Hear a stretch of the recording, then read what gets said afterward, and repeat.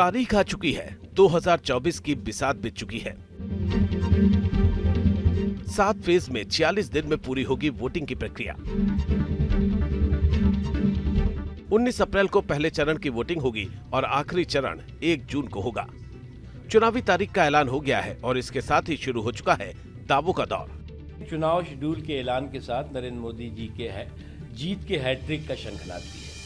मैं इसलिए कह रहा हूं कि जीत के हैट्रिक का शंखनाद है कि नरेंद्र मोदी जी के परिश्रम के परिणाम ने गांव गरीब किसान, झुग्गी झोपड़ी के इंसान, खेत खलिहान तक जो विकास और विश्वास का माहौल पैदा किया है, वो जो 2 कार्यकाल, सफल कार्यकाल और सार्थक कार्यकाल उन्होंने पूरा किया है, तीसरे कार्यकाल में प्रवेश करेंगे। चुनाव के समय सीसी हमारे माई बाप होते हैं, सारे तो मैं उनके पास ही रखूंगा। उम्मीद भी करूंगा कि हमारे देश में जो चुनाव होने वाला है वो सही सलामत हो, आम लोग निश्चित तरीके से निर्भय होकर, निडर होकर सब मतदान करें और चुनाव में निष्पक्षता बरकरार रहे और सबके साथ न्याय हो।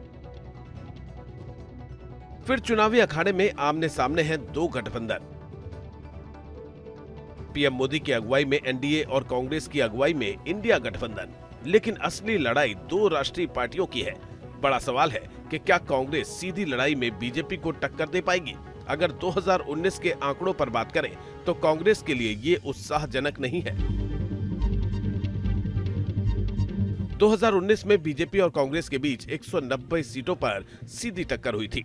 175 सीटों पर बीजेपी को जीत हासिल हुई थी, वहीं मात्र 15 सीटों पर कांग्रेस को जीत मिली थी। लेकिन अब ये आंकड़े इतिहास का हिस्सा हैं।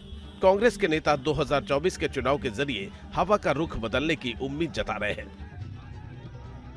पिछले 10 साल में जो इस सरकार ने किया है उसके खिलाफ जो एक माहौल बना है, वो भी बहुत सारे मुद्दे हैं। बेरोजगारी, बहुत 45 साल का रिकॉर्ड टूटा है, वो भी एक इम्पोर्टेंट मुद्दा है। महिला सुरक्षा आप देख रहे हैं, रोज सुनते हैं, रोज देखते हैं क्या हालत है, वो भी एक बहुत महत्वपूर्ण मुद्दा है। 400 पार वाले हैं, रायसीना बाहर होने वाले हैं, ये बाहर होने वाले हैं, इनको बोलने दीजिए, नारे लगाने दीजिए। भले ही कांग्रेस के नेता 2024 में चमत्कार की उम्मीद जता रहे हैं, लेकिन फिलहाल तैयारियों में कांग्रेस बीजेपी के सामने कहीं नहीं नजर आ रही है। अब तक बीजेपी 267 सीटों पर उम्मीदवारों का ऐलान कर चुकी है, वहीं कांग्रेस की तरफ से मात्र 82 उम्मीदवारों का ऐलान किया गया है। तैयारी में बीजेपी बहुत आगे नजर आती है। एक अहम बात यह भी है कि मोदी की अगुवाई में बीजेपी एक अलग ही पार्टी नजर आती है। पिछले 10 साल से बीजेपी चुनावी जीत में लगातार नए रिकॉर्ड कायम करती जा रही है। 2009 में बीजेपी की लोकसभा सीटें मात्र 116 थी, वहीं 2019 में ये बढ़कर 303 पर पहुंच गई हैं। 2009 में एकमात्र सीट पर बीजेपी 3 लाख से ज्यादा मार्जिन से जीती थी। 2019 में 3 लाख से ज्यादा मार्जिन वाली सीटों की संख्या 105 हो चुकी है। इसी वजह से बीजेपी के कार्यकर्ताओं के साथ तमाम आला नेता इस बार 400 से ज्यादा सीट पर जीत हासिल करने का लक्ष्य तय कर चुके हैं। जनता दल यू और एनडीए के कार्यकर्ताओं के लिए त्योहार जैसा है, उत्सव जैसा है और इस लम्हे का, स्थिति का हमें कई दिनों से इंतजार था जब हम पुनः तीसरी बार 400 पार होंगे। 4 जून को रिजल्ट 400 पार। देखिए कितना सौभाग्य, यशस्वी प्रधानमंत्री के कर्मों का, उनकी आस्था का, उनकी पूजा पाठ का, प्रभु राम का आशीर्वाद कि पूरे देश को धुन लग गई कि 4 जून को 400 पार। कांग्रेस गठबंधन के लिए इस वक्त सबसे बड़ी मुसीबत एकजुटता भी है। ममता कांग्रेस से बंगाल में किनारा कर चुकी है।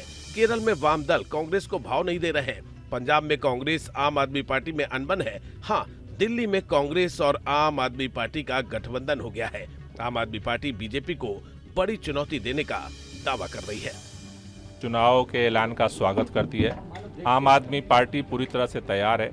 इंडिया गठबंधन के साथ मिल करके हम पूरी मजबूती के साथ चुनाव लड़ेंगे और हमें इस बात का भरोसा है कि जिस तरह से भारतीय जनता पार्टी की 10 साल की सरकार रही है, जिस तरह से संविधान, लोकतंत्र, सभीयों की धज्जियां उड़ाई गईं, मुझे लगता है कि ये लोकतंत्र का जो पर्व है चुनाव, वो जनता को अपने दिल की आवाज़ को व्यक्त करने का बड़ा माध्यम है और जनता इसमें बदलाव करेगी। बड़ा सवाल विपक्ष और एनडीए गठबंधन के बीच वोटों के अंतर का भी है।